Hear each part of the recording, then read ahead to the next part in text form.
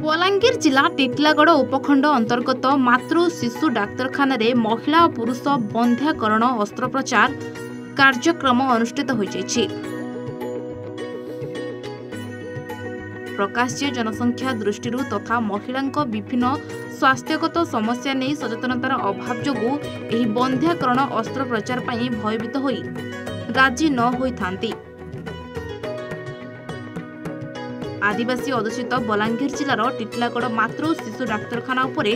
पड़ोशी कलाहांडी नुआपड़ा जिला तथा दूर दूरांतर प्रसूति महिला निर्भर करिथांती। आयोजित एही कार्यक्रम में 72 जन महिला अस्त्रोपचार करा जायथिबा बेले टिटलागढ़ जिला उपखंड मुख्य चिकित्सा अधिकारी डॉक्टर प्रदीप नायक, वरिष्ठ स्त्री और प्रसूति विशेषज्ञ डॉक्टर बलराम साहू और अन्य वरिष्ठ कर्मकर्ता प्रत्यक्ष तत्वावधान में यह कार्यक्रम सफल रूपे अनुष्ठित होइछि। आगामी दिन में एभली कार्यक्रम आवश्यकता रहितबा बेले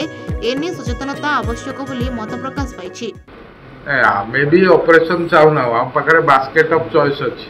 बर्तमान अंतरा इंजेक्शन अच्छी पीपीआईसीडी अच्छी आईसीडी अच्छी टैबलेट अच्छी छाया अच्छी सब प्रकार फैसिलिटी आसीगला कि लोक मैंने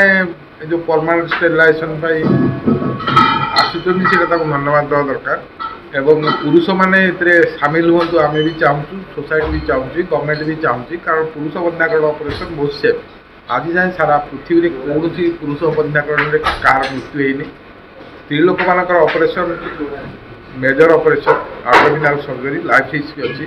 तेणु मु बर्तमान ऑपरेशन करने पूर्व जो सुप्रीम कोर्टर गाइडलाइन अच्छी भल भाव में बुझेदेवी तापर जी इच्छा कर हम ना क्या बाध्यबाधकता ना कारण आम पाखे basket of choice family planning अच्छी खाली ऑपरेशन हेले जे प्रोब्लेम सॉल्व हो तार नुहे जो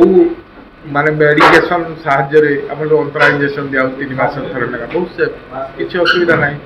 पुणी जो चाहिए भी जो पिलाटी नष्ट होगा सी आउ थे पिला कर फैमिली प्लानिंग ऑपरेशन में रिकनालाइजेशन करने बहुत कष्ट से जगह आम देखु जो पुरुष मान ऑपरेशन टा बेटर कारण रिकनालाइजेशन ऑटोमेटिक हो जाए मु निश्चित भाव में पुरुष बंध्याकरण समस्त को उत्साहित करी लेडीज मान अपेक्षा आउ ये फैमिली प्लानिंग प्रोग्राम चली भविष्य में चलो लोक निहाती आपणार करेंगे ता भर मुझे भावे जे कौन सर्जन मान चाहून जे समस्ते आसी फैमिली प्लानिंग सर्जरी कर non surgical technique is better than our permanent. Titlagarh Santosh Nayak report